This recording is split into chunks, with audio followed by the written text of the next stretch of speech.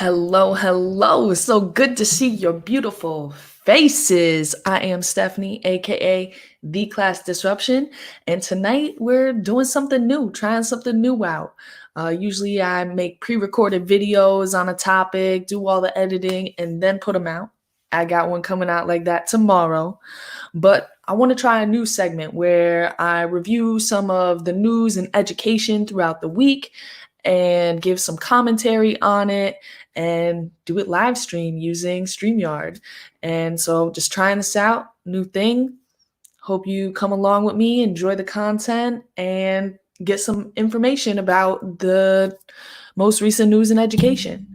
So, why don't we go ahead and start with something that everybody's been talking about, the guidelines for 2020-2021 school year. In the midst of this pandemic, what's it going to look like next year? Social distancing, overstuffed classrooms. And so there's a bunch of states that have released their guidelines and other states that are anticipating the release of their guidelines. So why don't we check out some of the headlines right here? So that's going to be this. So one state right here, Arkansas, it tells its schools to prepare for a blend of in-person and online instruction. And definitely in New York City, that's what we were told is going to be, or what we should be expecting. Some sort of blend of online learning, as we've been doing, and in-school instruction. So whether that's going to look like an A day and a B day, or morning and lunch, or morning and afternoon, or whether it's going to be 9th grade comes in on one day, 10th grade comes in, 11th grade, some sort of mix. In New York City, we haven't gotten any specific guidelines, but there are some states that have gotten these guidelines. So for example, right here, Indiana has released its guidelines for re-entry, and they put out a whole PDF, which you can check out here on your own. I'm not going to go through and read it, but you can see they talk about the operations, health protocols, social distancing, how are we going to do extracurriculars and co-curriculars, special education, transportation. So hitting all of those different areas that deal with getting kids in and out of school. What does the school day look like? And here in California, this article kind of gives a really good summary of some of the things that we probably should all be expecting in our schools. Now, how the logistics of each of those are going to happen, I'm not sure. Some of the stuff seems like it's a reach. I mean, especially, maybe in the elementary schools or the middle schools, which are typically smaller, but at a school, well, my school's only 400 kids, but we're in a building with 6 other schools. So there's probably 2,000, 2,500 people coming in and out of that building on a daily basis. Obviously, if we're doing some sort of blending, it won't be as many, but if we're still talking 1,000 kids, that's a lot of kids. So it says, when California's more than 6 million K-12 students return in a few months, they will face a starkly different environment. And what's so crazy is California, that all their schools, they have 6 million kids.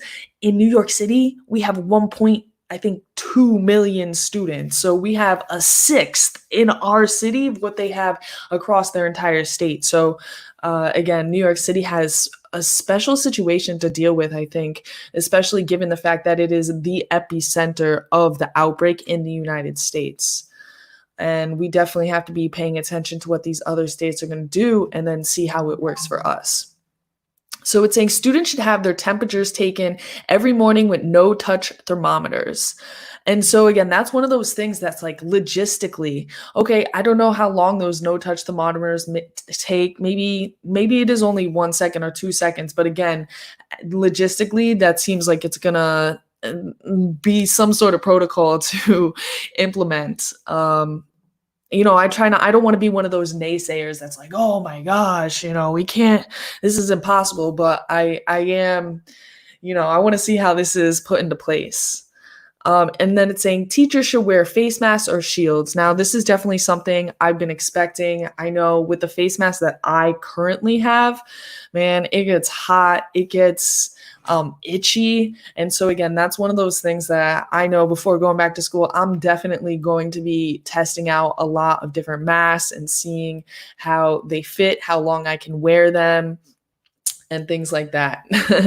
All right, here's the next one. Desks should be 6 feet apart, separated by partitions, or staggered to avoid face-to-face contact. And I think that this in particular has been one of those guidelines that I've seen the most pushback from teachers.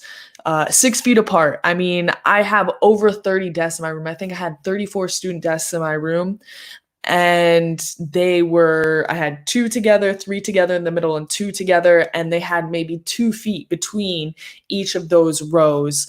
So in order to get 6 feet apart from each desks, I mean, in your average classroom, that's leaving, I don't know how many desks that would leave. Hey, LT, what's going on, lady? How you doing? Doing awesome. Thanks for coming through, trying out something new. And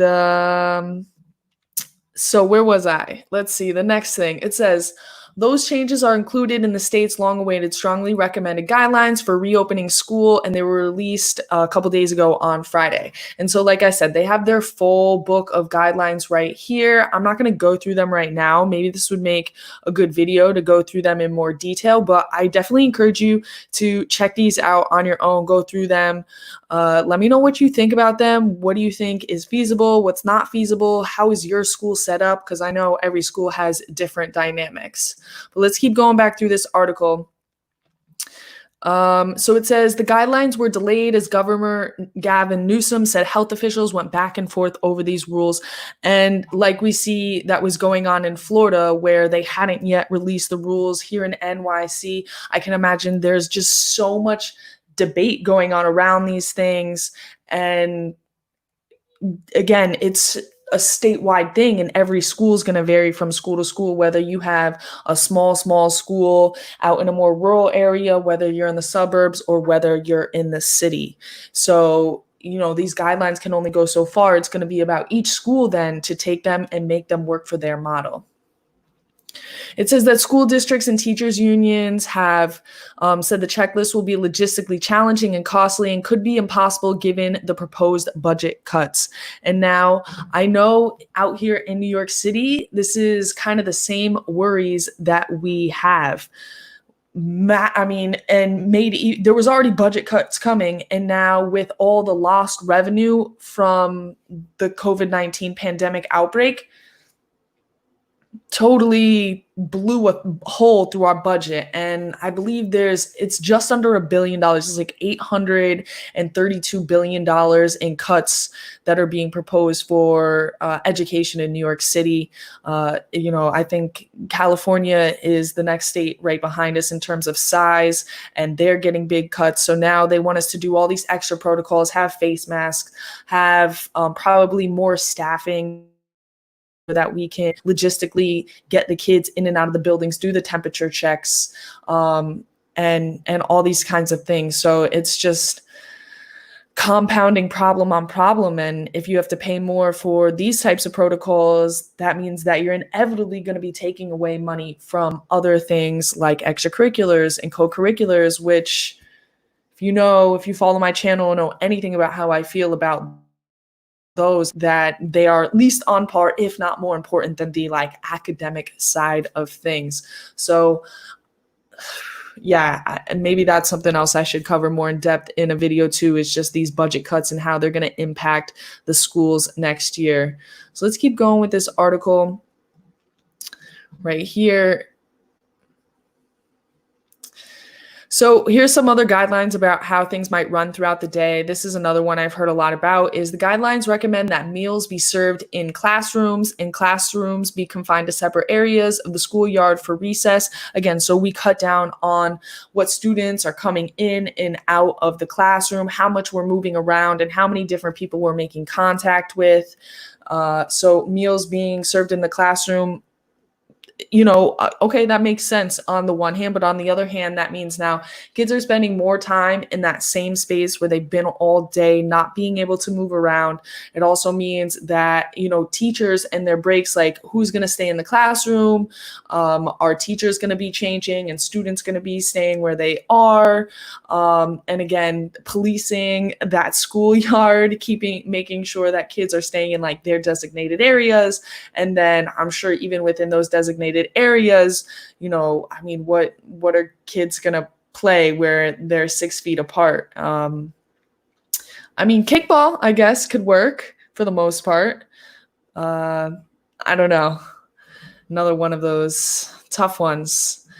Okay, and then this makes sense. Students and staff who show symptoms of COVID-19 will be required to wear masks and wait isolated room. So I guess this means I guess they got into the building, they weren't showing symptoms, and then at some point throughout the day, they just started feeling sick. And I get a feeling that just in general, if somebody, is exhibiting signs of being sick or not feeling well, whether it's exactly COVID-19 specific symptoms or otherwise, they're going to be asked to leave school or not come into school that day. So, and I guess the high point, the good part about that at least is because we will be more versed at this online instruction, that hopefully those students won't fall behind or miss instruction like they might have before. When you miss school, it's not like teachers are constantly posting their assignments online. So hopefully we will be able to manage some more of those inequities that we'd be faced with, given that more kids are probably not going to be able to come to school as often because we just don't want kids exhibiting any signs of unhealthiness in there. And so, of course, they say that these are based on the best available public health data at this time, international best practices currently employed, and the practical realities of managing school operations. So, yeah, and again, I'm trying to give people the benefit of the doubt. I really don't like when teachers just immediately go down like, oh my God, this is never going to work. We got to find a way to make it work. We're so creative and we have so much ingenuity to offer that we got to stay positive and we got to think about the possibilities and not the limits of this format. So that's just what we have to really look forward to coming up for this next school year. I'll definitely be interested to see what New York City does.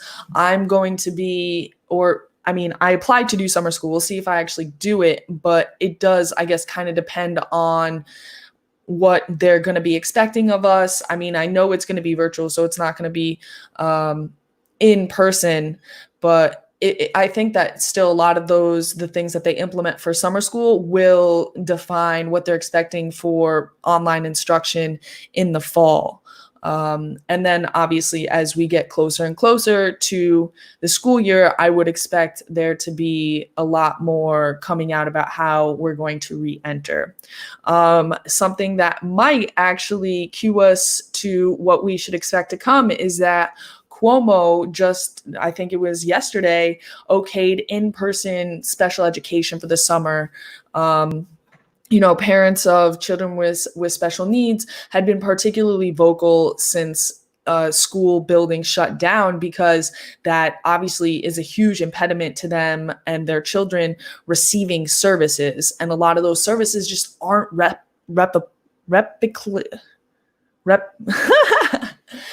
you can't replicate a lot of those services online. And so there's been, particularly with that population of students, there's been a lot of talk about regression. And so let me go like this. Let's get up that article right here. So this article came out. So again, and it's actually not clear if this will affect New York City or if New York City is just going to continue to offer them online. Again, I think that distinction is being made because New York City is really the epicenter of this outbreak, whereas if you get further and further outside of the city, more into the upstate area, it's just COVID-19 hasn't been as devastating, nearly as devastating as it's been in New York City. Obviously, there's much tighter proximity of everybody to each other. We have the subway. So again, still, even if it doesn't happen in New York City, it will be interesting to see the sort of guidelines that they put out for these programs. So it says school districts throughout New York State can provide in-person special education services over the summer, according to an executive order for Governor Andrew Cuomo issued Friday evening. So yeah, one day ago. And again, it's not clear whether this will nudge New York City Education Department officials to offer in-person special education services this summer, since districts won't be required to provide such services in person.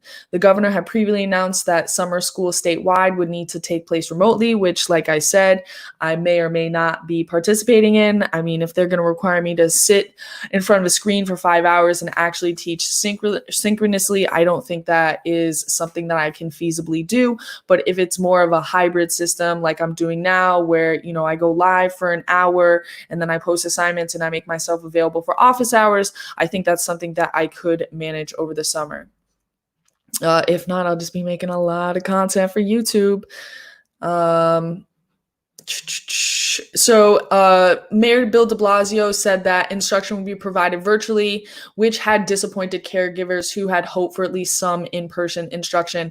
And like I said, there's about 39,000 students with disabilities in New York City who attend these all year round programs.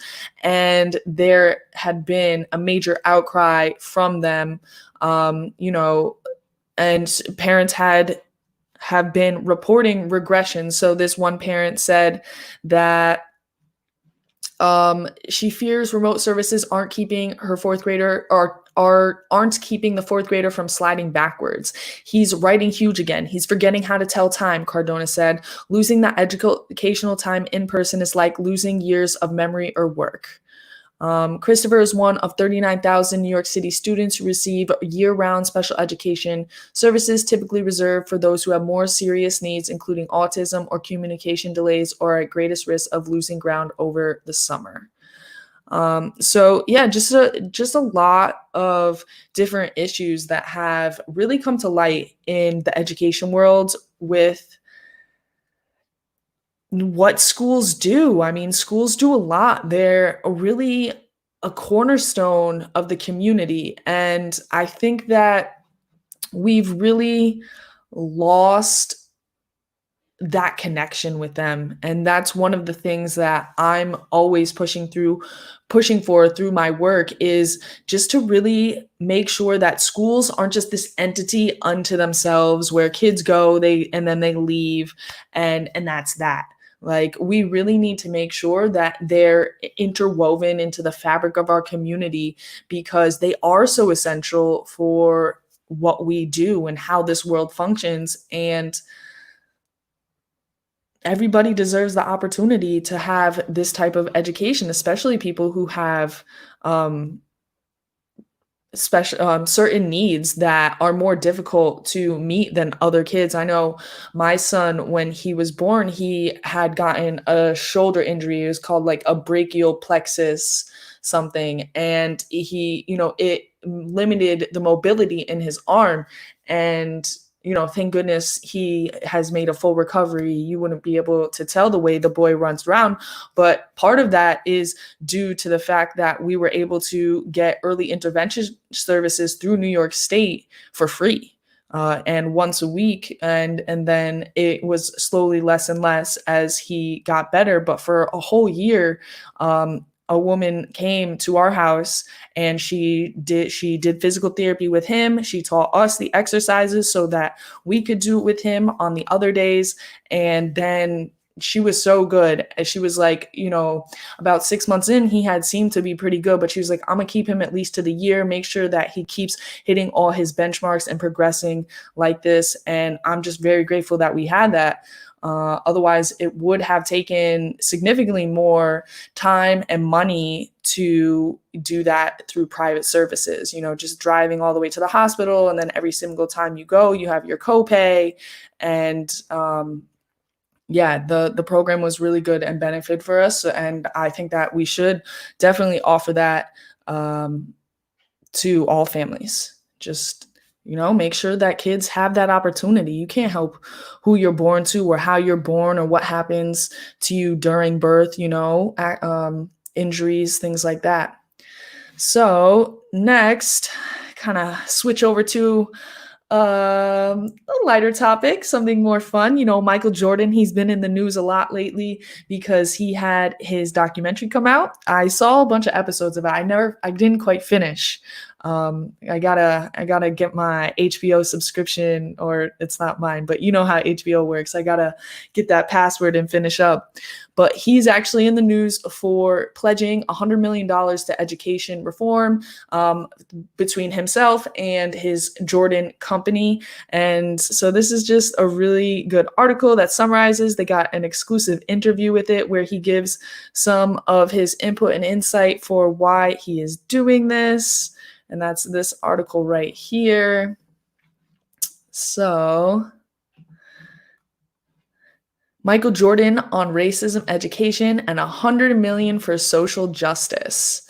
So, and this is one of my problems, I guess, with something like the Gates Foundation or these other organizations that come in and really just like top down, like throw money at the problem, throw money. I mean, how much money did Bill Gates throw? $100 billion, or I'm sorry, $1 billion.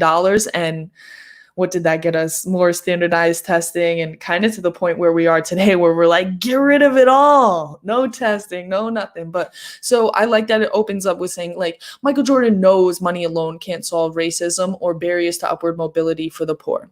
So again, just, money helps, obviously, but that's not the end all be all.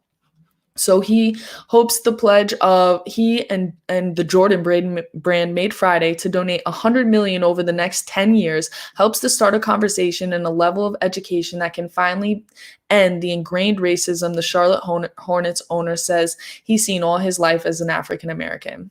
He says, "We encountered racism to be somewhat acceptable in certain circles," Jordan told The Observer. "We've got to understand at an early age that it can't be tolerated. Education is such an important part of societal change." And that's why I became a teacher, right? I obviously, I don't think education or formally through school is the only way that we create change in our society, but I believe it is like one of those foundational ways, right? People aren't born racist. They are taught those beliefs. And so, yeah, I do believe in an early age. I mean, I don't know how early. My son is 4 years old, and that's not really a conversation I'm trying to have with him. I mean, he's so young and innocent, and like the beauty he sees in the world is so pure.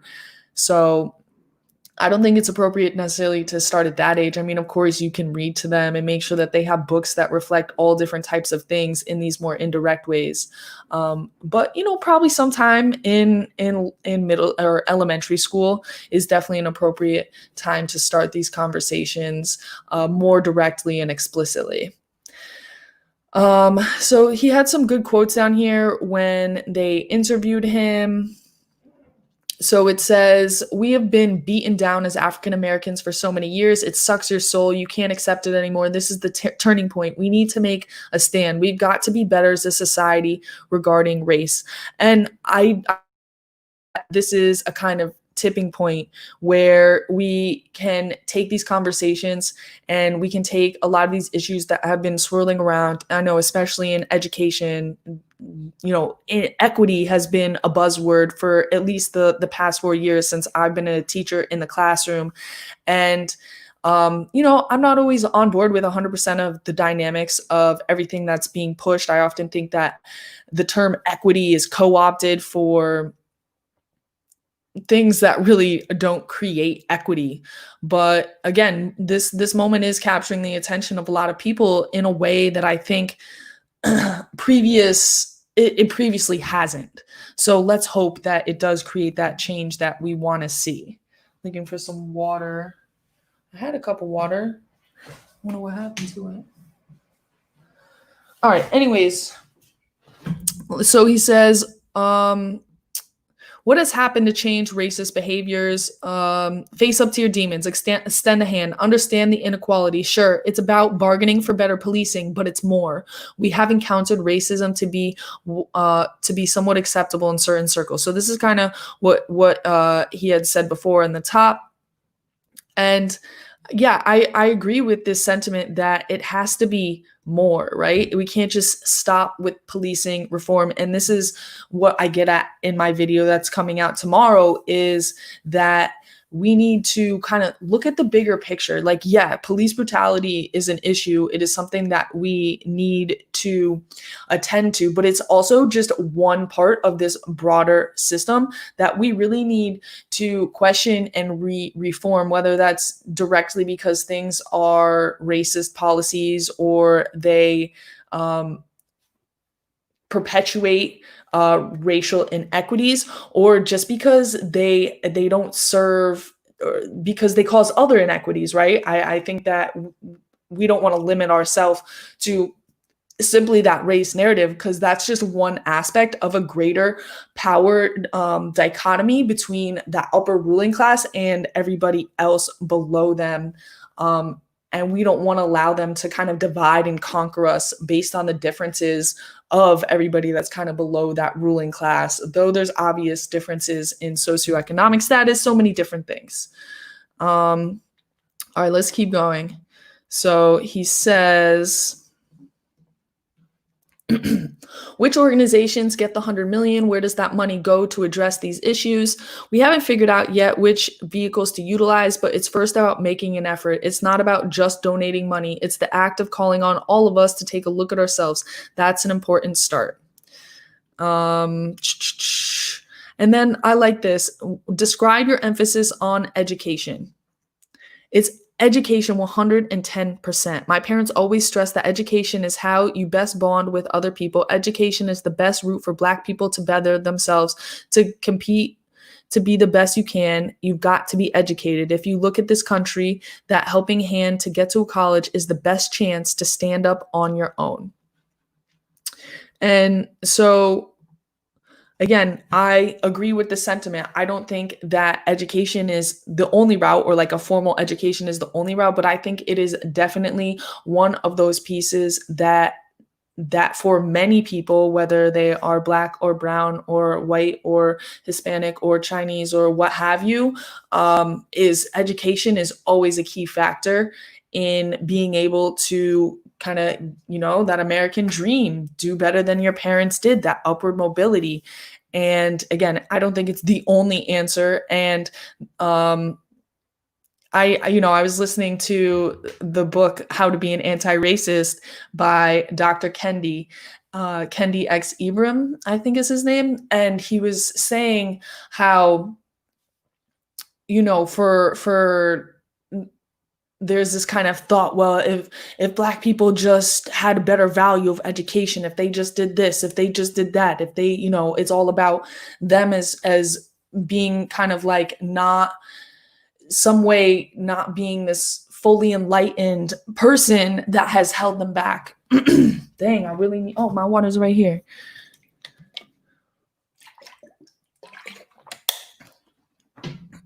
And so I don't want to fall like completely into that notion that it's like, oh, if you just value education, then you're gonna make yourself better. No, it's a multifaceted, intersectional problem, and education and making sure that everybody can compete and have a chance to go to those best schools is a key to the solution, or a key solution to the problem. All right, which brings us to the title of our show tonight: Demands to Defund Cops in Schools.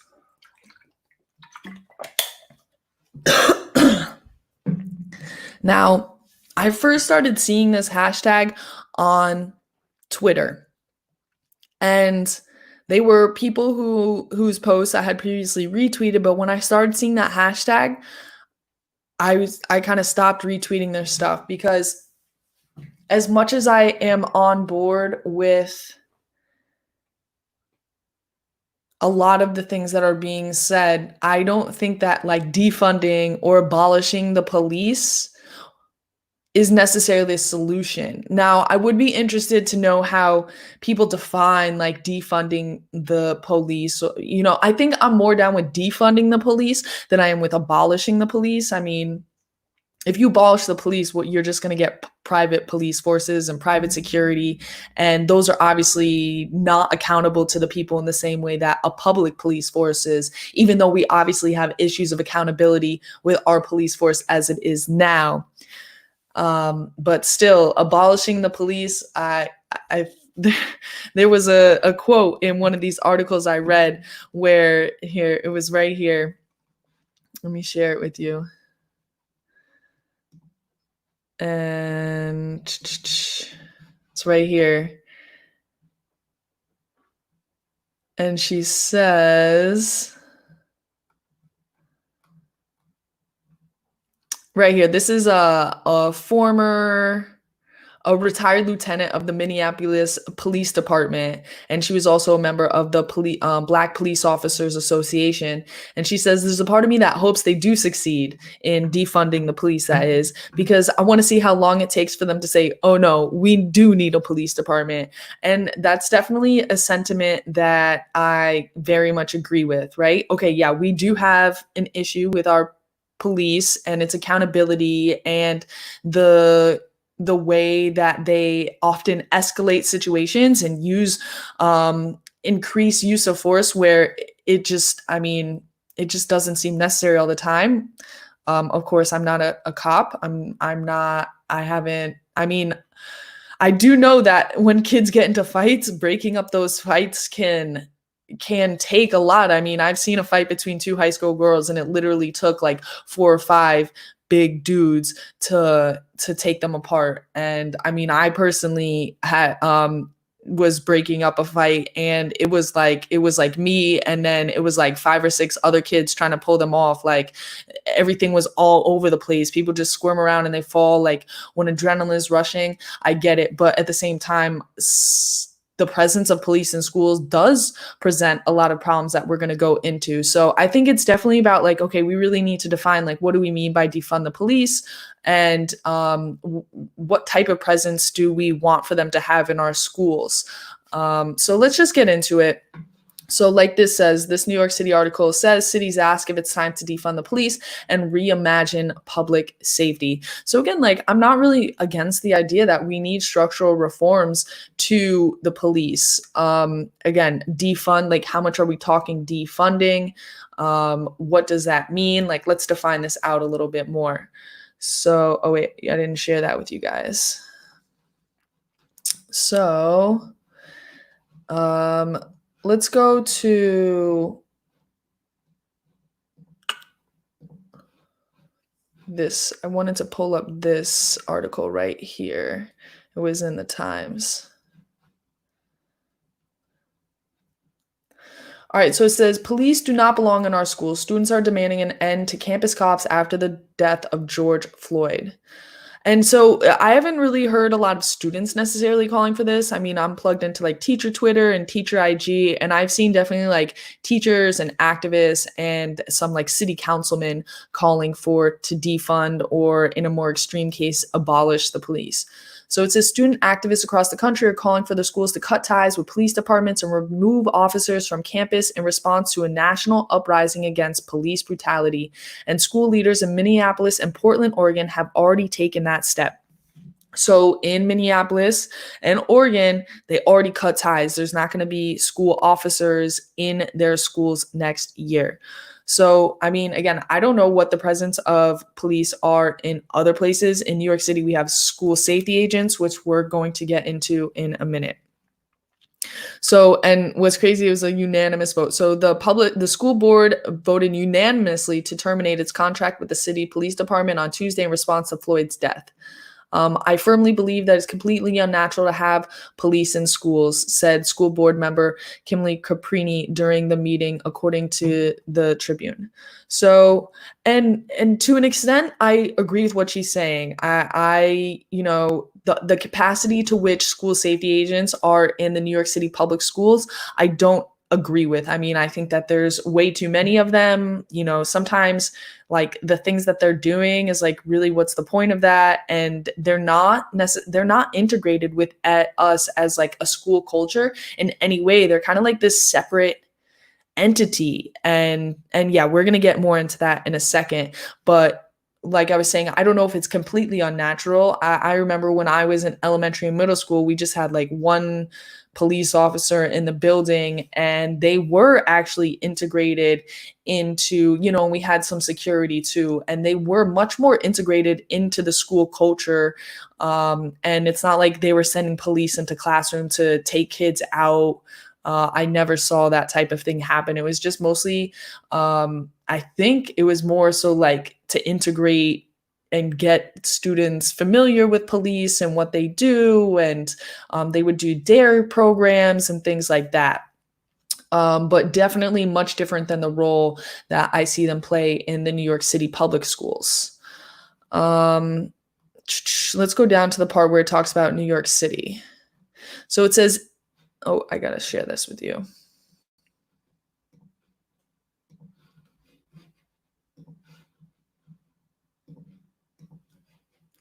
So in New York City, where students in the country's largest school district have been among protesters during the week of demonstrations against police brutality and racism, students and other activists are calling on Mayor Bill de Blasio to remove New York Police Department officers from schools. So we have school safety agents, and they are part of the New York City Police Department. They look like cops. I'll show you a picture of them in a minute.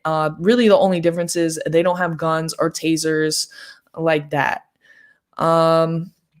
So Tequila Wilson, who graduated from New York City High School in 2018 and works with the youth activist group Integrate NYC, launched the petition on Monday to end school policing, which has more than 17,000 signatures. She says police were a constant presence at her high school in the Bronx, and she worries that her younger brothers in elementary school are more likely to face discipline as Black boys. And so yeah, I agree. I mean, I'm in high school, and you definitely see, I mean, the thing is that nobody calls them police though. We call them school safety agents, and we kind of like, we're just like, oh, just like just the school safety agents. I never really seen them too involved in any aspects of the school except for getting kids in and out of the buildings. I've never seen them break up a fight. Any fights that get broken up is always by teachers. I mean, I broke up a fight, and then it's like, then they were there afterwards, because they're just not in places around our building that they would be there if anything does happen. They're by the entrances, they're by the exits. It's not like they do anything by the exits. They just let kids leave school and cut school early. So yeah, they're a constant presence, but it's like, they're just kind of like a presence. I don't know that they actually do anything. Of course, that might vary from school to school. I heard about one school in New York City that their school safety agent like stands by the door every day and like welcomes the kids in, and like they all know her. And so I would imagine different places they play different roles. But this is right, because this is what they basically do. She said she's worrying about like, they stand by the metal detectors, schools that have metal detectors, and they're basically like TSA. People's things have to go through the conveyor. You have to walk through a metal detector. They wand you down if anything beeps. They yell at the kids if they get too rowdy while they're waiting in line, things like that. But like I said, they're not really integrated in any capacity into our actual school.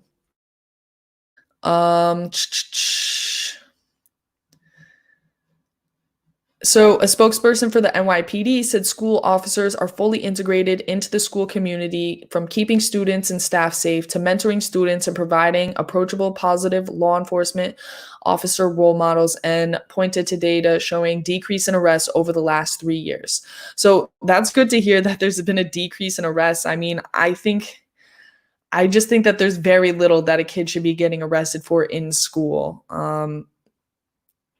I mean, unless you have some type of actual weapon, I think that we should handle things with more, the traditional methods or social, what is it called, restorative justice kind of things, or some type of hybrid model between those. I don't know what they'd be arresting for kids for in school, other than, I mean, at our school we did have an incident. And this is why I'm also kind of in support of the metal detectors. I mean, maybe metal detectors, or they probably don't make sense anywhere, but in a city the size of New York, I mean, there was a school just 2 years ago where they had a stabbing, and that was a school that didn't have metal detectors, and they closed that school and they sent those kids all over the city to other schools. And we took in several of those kids, and I know that they've expressed before, not by saying like openly they came from that school, but they've expressed in my class when we're talking about these issues, like, you should be thankful for having these metal detectors. And I do know that there's been one or two altercations that took place outside of school that did involve weapons like knives or bats. And kids, because they knew there was metal detectors, they hid them at various places around. And then instead of, I guess, like having the fight in school, they had the fight outside of school because they couldn't bring those things in. So again, I'm kind of split on that metal detector issue. I think it kind of depends on your school, but let's go more into like the school safety agents and their role in the New York City schools and the implications that those have. I also have some pretty good data here about the presence of police officers in school and what that could potentially do. So, so you can see school safety agents are a part of the NYPD. They are not part of the DOE infrastructure. So again, I think that's kind of a problem. That quote did say that they strive to like integrate themselves in the school community and be positive, police officers, but that's not what I've seen in my experience. That doesn't mean that's not happening anywhere, but I think that's usually the role that they play.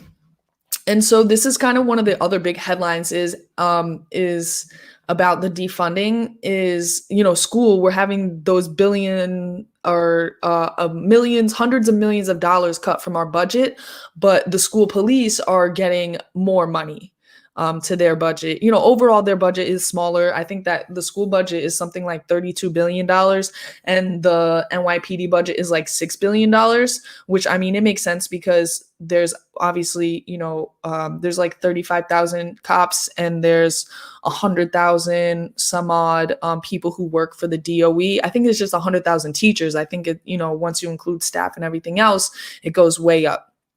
And then, of course, we have all the facilities and everything. But, we're losing funding, but police and schools are getting more money. It doesn't really make sense.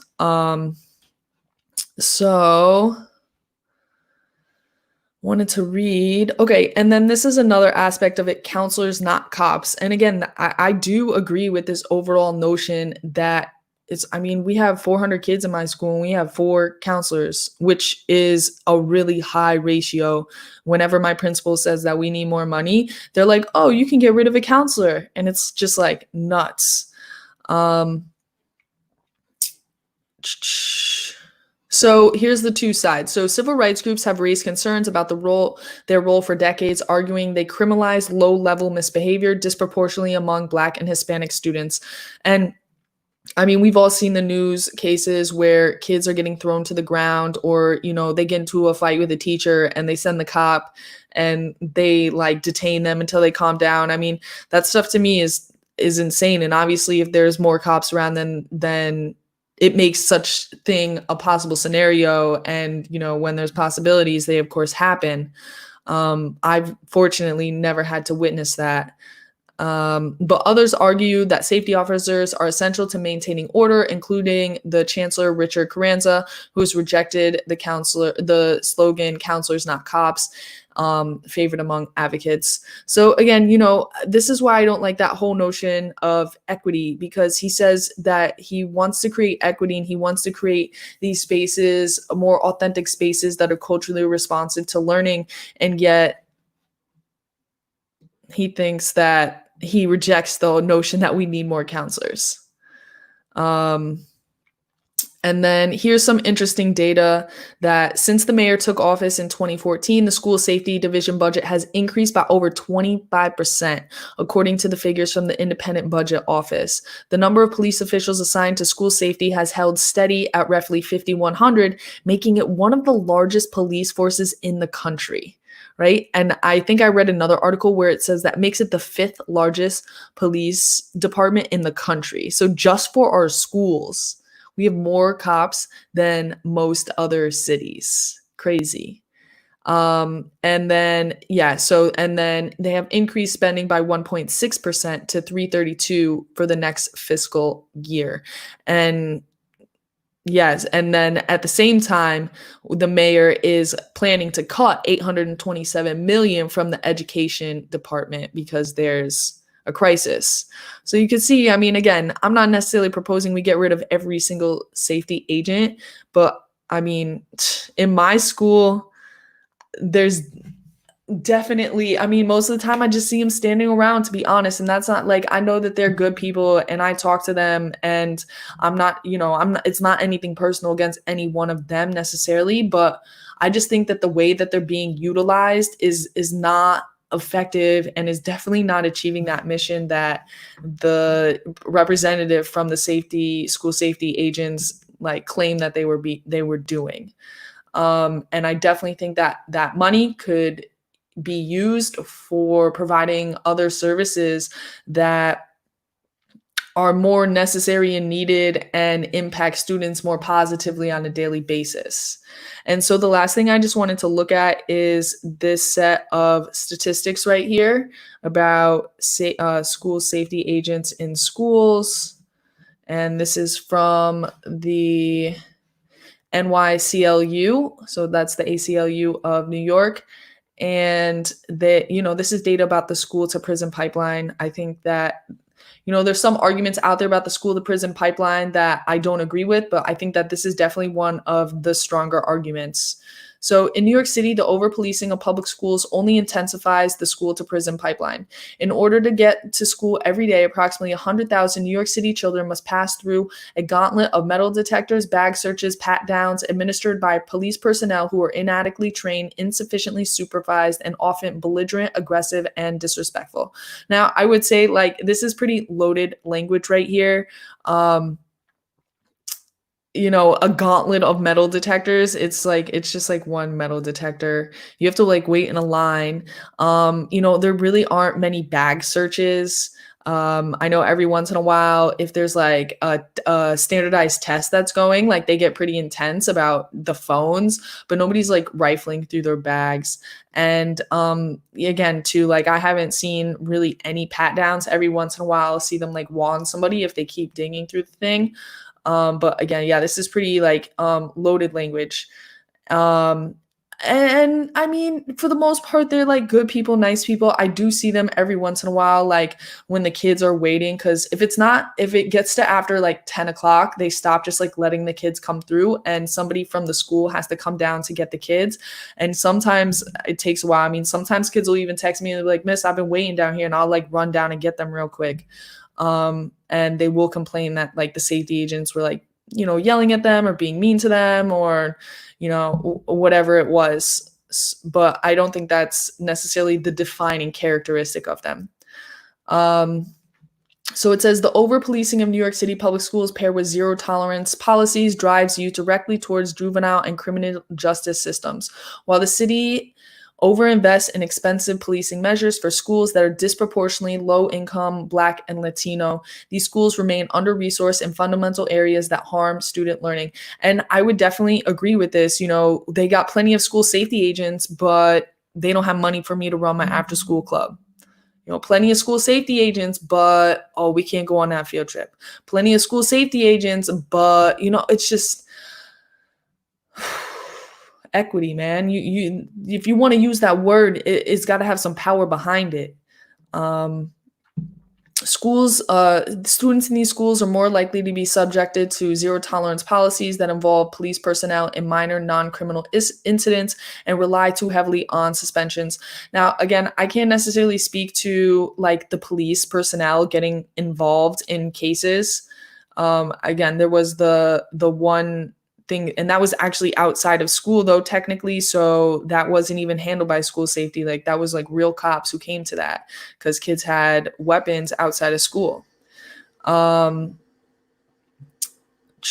But in terms of the suspensions, I never really agreed with the way that we do our suspension. I think that we over suspend the kids and like then they do ISS or like in school suspension, and it's like, are they really learning? I mean, I've had a lot of kids say like, yo, I want to get suspended because it's like you just chilling here and they give you your work, you just do your work, you don't have to deal with class.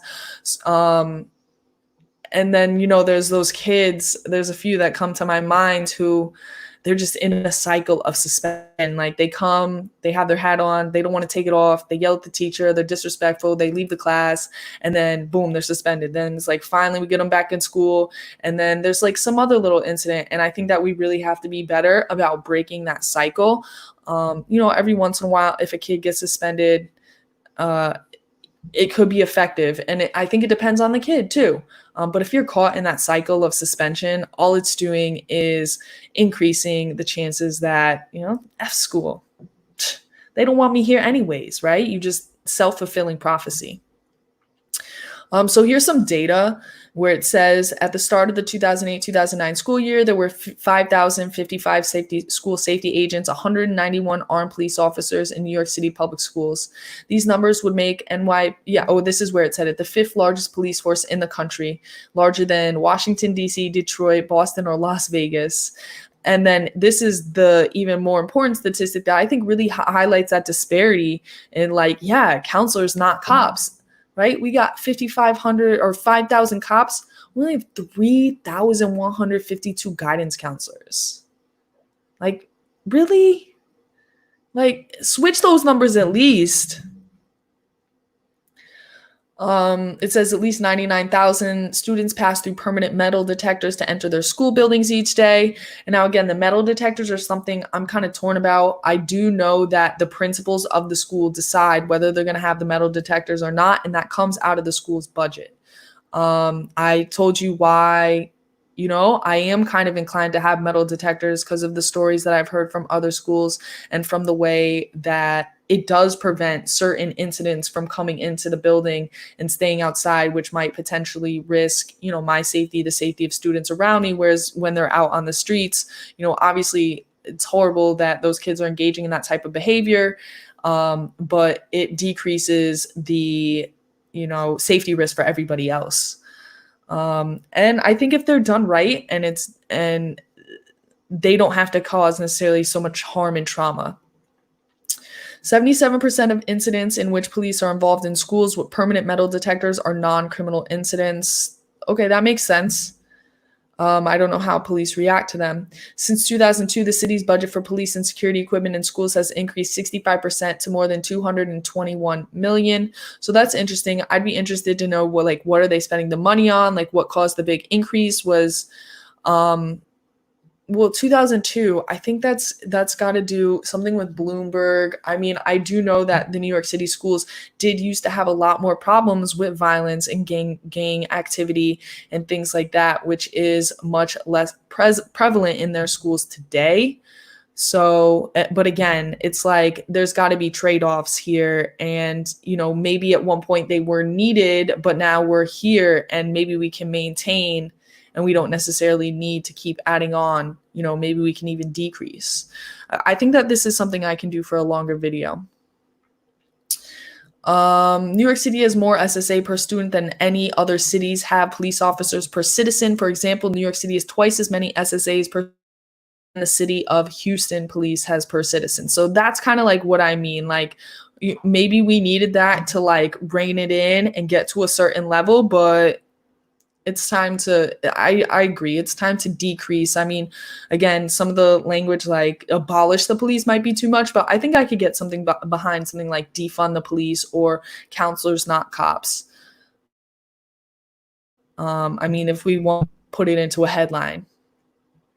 During the 2004-2005 school year, 82% of children attending high schools with permanent metal detectors were Black or Latino, compared to the 71% average school-wide. I mean, yeah, that's definitely a disparity. It's not a huge disparity.